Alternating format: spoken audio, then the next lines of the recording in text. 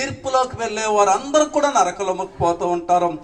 ఎటువంటి పాపినైనా చూడండి, అనేక విధాలుగా మన హృదయాలు కానీ మన శరీరాలు కానీ మన పాపములో పడిపోతూ మునిగిపోతూ ఉంటాం. అయ్యో నా బిడ్డ, ఎంత కాలం నువ్వు పాపములో పడిపోయి ఇలాగ జీవిస్తావు, రా అని దేవుడు ప్రతి నిత్యము కూడా చేతులు చాచి రమ్మంటూ ఉన్నాడు. ప్రియమైన దేవుని బిడ్డారా, దేవునికి స్తోత్రం కలుగును గాక. హల్లెలూయా.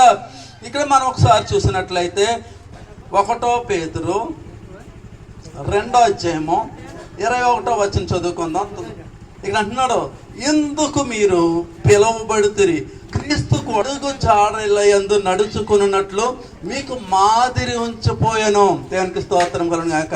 యేసు ప్రభువుకు మీరు పిలువబడుతురి, క్రీస్తు కూడా మీ కొరకు బాధపడి మీరు తన అడుగు జాడలయందు నడుచుకున్నట్లు సిలువయాగం మనము కూడా మన సిలువను మనం మోస్తూ ఉన్నాం. దేవునికి స్తోత్రం కలుగును గాక. మనకి ఎన్ని శ్రమలు వచ్చినా, ఎంత ఇబ్బందికరమైన పరిస్థితులు వచ్చినా మనం సిలువను మనం మోస్తూ ఉన్నాం. ఎందుకో తెలుసా?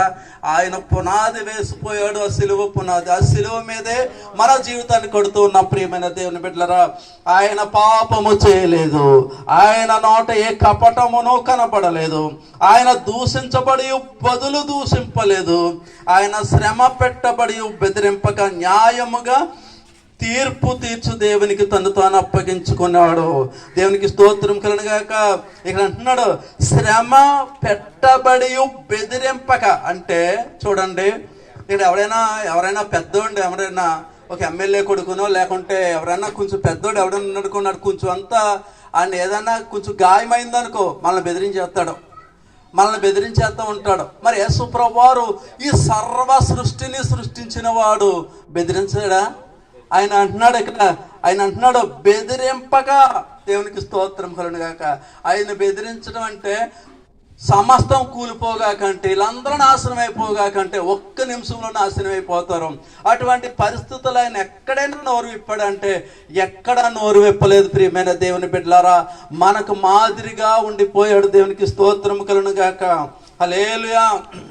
మన పాపముల విషయమై చనిపోయి నీతి విషయమై జీవించినట్లు ఆయన తానే తన శరీరమందు మన పాపములను మ్రాను మీద మోసుకొనెను.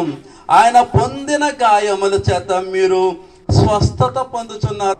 దేవునికి స్తోత్రం కలుగును గాక. అనేక విధాల్లో ఈ లోకానుసారమైన జీవితాల్లోకి, ఈ శరీరానుసారమైన ఆలోచనలోకి మనం దిగిపోవాలి. కానీ ఆయన ఏం చేస్తున్నాడంటే, ఆయన రక్తము మూలంగా, ఆయన శిలువ మూలంగా మనందరినీ కూడా రక్షిస్తూ ఉన్నాడు. ప్రియమైన దేవుని బిడ్డలారా, దేవునికి స్తోత్రం కలుగును గాక. హల్లెలూయా. ఇక్కడ చూడండి, యోహాను సువార్త 11వ అధ్యాయం, యోహాను సువార్త 11వ అధ్యాయము 25 చదువుతున్నా. అందుకు యేసు, పునరుద్ధానమును జీవమును నేనే, నా యందు విశ్వాసముంచువాడు చనిపోయినను బ్రతుకును. దేవునికి స్తోత్రం కలుగును గాక. అందుకు యేసు ప్రభువు అంటున్నాడు, పునరుద్ధానమును జీవమును నేనే, నా యందు విశ్వాసం ఉంచువాడు చనిపోయినను బ్రతుకునని దేవుని యొక్క వాక్యం సెలవిస్తుంది. నిజమే ప్రియమైన దేవుని బిడ్డలారా, మనం ఈ లోకములో ఉండగా అనేకమైన మార్లు చనిపోయి ఉన్నాం. కానీ విశ్వాసము మూలంగా మనం అందరము కూడా జీవిస్తూ ఉన్నామని దేవుని యొక్క వాక్యం సెలవిస్తుంది. బ్రతికి నా యందు విశ్వాసం ఉంచు ప్రతి వాడును ఎన్నటికీ చనిపోడు. అంటే ఈ లోక మాలిన్యాలను విడిచిపెట్టి, ఈ లోక దురాఘాతాలను విడిచిపెట్టి, ఈ లోక శరీర క్రియలను విడిచిపెట్టి, దేవునికి స్తోత్రం కలుగును గాక, బ్రతికి నా యందు విశ్వాసం ఉంచు ప్రతి వాడును ఎన్నటికీ చనిపోడు. దేవునికి స్తోత్రం కలుగును గాక. లేదంటే వెంటనే తీర్పు కదా ప్రియమైన దేవుని బిడ్డలారా. అందుకని మనం ప్రతి విషయంలోనూ కూడా మనము ఈ వాక్యాలను గుర్తించుకొని మనము దేవుని వాక్యముతో పట్టబడి వాక్యములో బ్రతుకుతూ ఉండాలి. ప్రియమైన దేవుని బిడ్డలారా, ఎంత కష్టం వచ్చినా, ఎంత మరణకరమైన రోగం వచ్చినా, మరణానికి చేరువైపోయినా దేవుని విడిచిపెట్టకూడదు. ప్రియమైన దేవుని బిడ్డలారా, ఇదంటూ ఉన్నాడు, ఈ మాట నమ్ముచున్నావని ఆమెను అడిగాను. దేవునికి స్తోత్రం కలుగును గాక. హల్లెలూయా. ఇంకా మనం చూసినట్లయితే ఇక్కడ చూడండి, భూమి మీద మన గుడారమైన ఈ నివాసము శిథిలమైపోయినను. దేవునికి స్తోత్రం కలుగును గాక. భూమి మీద మన ఈ గుడారమైన నివాసం శిథిలమైపోయినను చేతి పని కాక దేవుని చేత కట్టబడినది నిత్యమైనదియునైన నివాసము పరలోకమందు మనకున్నదని ఎరుగుదాం. ఈ లోకములో మనం జీవించినంత కాలము కూడా చూడండి చాలా మంది అనుకుంటారు నేను చాలా బలమైన కదా అనుకుంటున్నారు. అయితే 50 సంవత్సరాలు ఎంతో వయసు వచ్చిన సమం చేతి పని కాక దేవుని చేత కట్టబడినదియు నిత్యమైనది నివాసము పరలోకమందు మనకున్నదని ఎరుగుదము. దేవునికి స్తోత్రం కలుగును గాక. మనము ఏమైపోతూ ఉంటాం? దేవుని యొక్క రాకల్లో దేవదూతల వలె మారిపోతూ ఉంటాం. ప్రియమైన దేవుని బిడ్డలారా, దేవునికి స్తోత్రం కలుగును గాక. హల్లెలూయా. ఆ యొక్క నిత్య నివాసము కోసమే మనం ప్రతి నిమిషము కూడా మన యొక్క హృదయాన్ని జాగ్రత్తగా చూసుకుంటూ ఉండాలి.